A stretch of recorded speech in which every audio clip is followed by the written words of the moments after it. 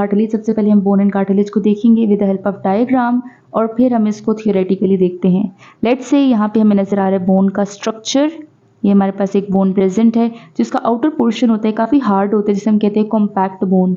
ये outer side पर होता है, जबकि जो इनर साइड पर हमारे पास पोर्शन है ये सॉफ्ट होता है। यहाँ पे सॉफ्ट पार्ट जो बोन का, इसे हम कहते हैं स्पॉन्जी बोन। इसके अलावा इस बोन के अंदर यहाँ पर बोन मैरो प्रेजेंट होता है। बोन मैरो क्या करता है? ब्लड सेल्स की फॉर्मेशन करता है। रेड ब्लड सेल्स हो गए, वाइट ब्लड सेल्स हो गए, इनकी फॉर्मेशन करता है।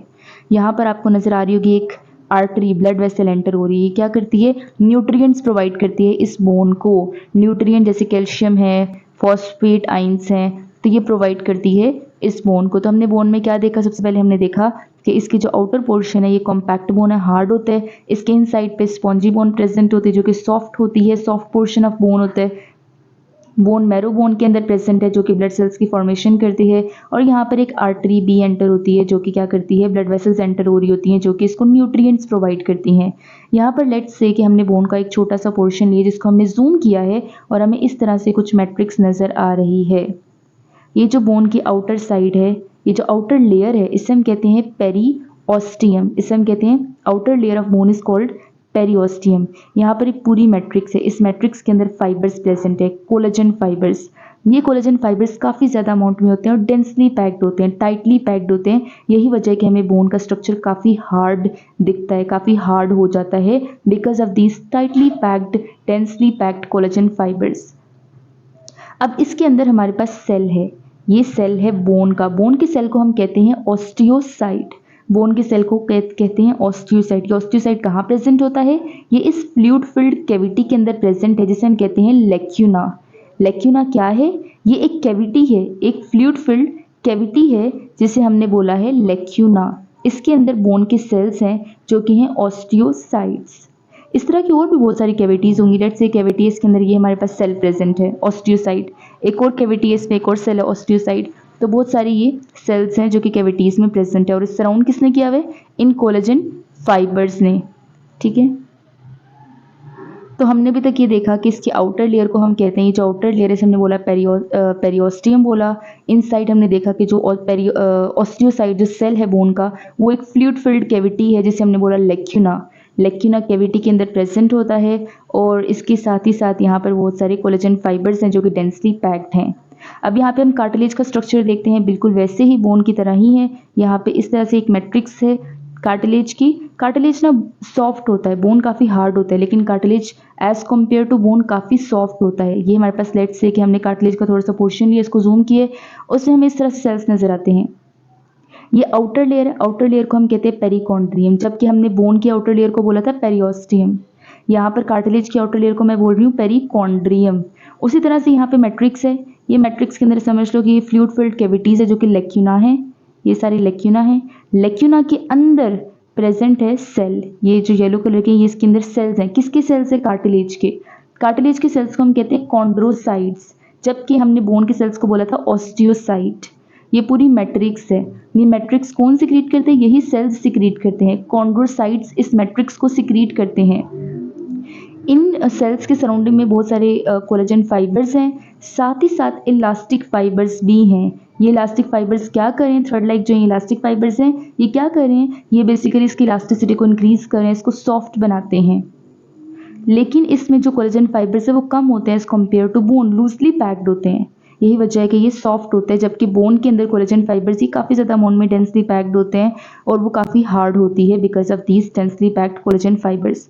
अब हम इसको थियोरेटिकली देख लेते हैं। इस तरफ बोन होगी, इस तरफ कार्टिलेज होगा। बोन के अंदर क्या होता है? कोलेजन काफ़ी डेंसली पैक्ड होते हैं। हमने देखा लेट्स से कि बोन का स्ट्रक्चर है, इसके अंदर कोलेजन क्या थे? बहुत ज़्यादा थे और डेंसली पैक्ड थे, जबकि कार्टिलेज के अंदर कोलेजन काफ़ी लूजली पैक्ड थे। यहाँ पर थोड़े बहुत होंगे कोलेजन फाइबर्स, लूजली पैक्ड होंगे। बोन के सेल्स को हम कहते हैं ऑस्टियोसाइट्स। क्या कहते हैं? ऑस्टियोसाइट। और कार्टिलेज के सेल्स को हम कहते हैं कॉन्ड्रोसाइट। तो यहाँ पर हमने देखा था कि लेट्स से बोन का सेल है जो लेक्यूना के अंदर प्रेजेंट है, कैविटी के अंदर, ये ऑस्टियोसाइट है, जबकि यहाँ पर जो सेल है कार्टिलेज का वो भी लेक्यूना में है और इस सेल को हमने कहा था कॉन्ड्रोसाइट।